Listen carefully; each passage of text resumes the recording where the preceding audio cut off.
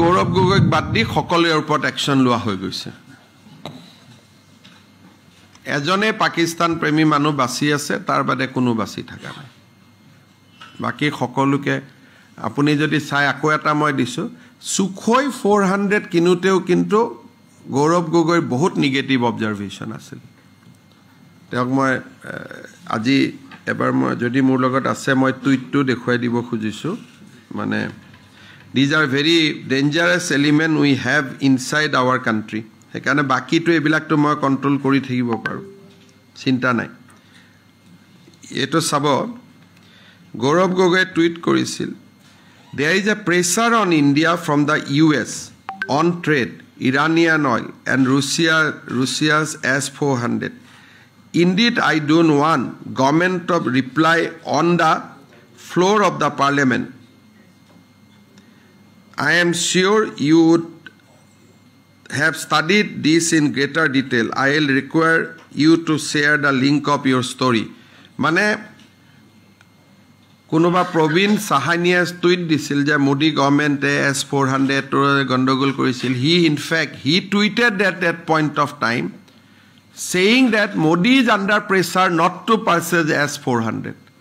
But you have seen that we have today all the S-400 system. So all his tweets, all his systems, always against the defense establishment. Gaurav Gogoi বাদ দি সকলোৰে ওপৰত action লোৱা হৈ গৈছে এজনে পাকিস্তান প্ৰেমী মানুহ বাছি আছে তাৰ বাদে কোনো বাছি থকা নাই বাকি সকলোকে আপুনি যদি চাই আকৌ এটা মই দিছো সুখোই 400 কিনুতেও কিন্তু গৌৰৱ গগৈৰ বহুত নিগেটিভ অবজাৰভেশন আছিল তেওঁক মই আজি এবাৰ মই যদি মোৰ লগত আছে মই টুইটটো দেখুৱাই দিব খুজিছো মানে These are very dangerous element we have inside our country. Hekane baki to ebilak to moi control kori thakibo paru. Chinta nai. Eto sabo Gaurav Gogoi tweet korisil. There is a pressure on India from the US on trade, Iranian oil and Russia's S-400. Indeed, I don't want government to reply on the floor of the parliament.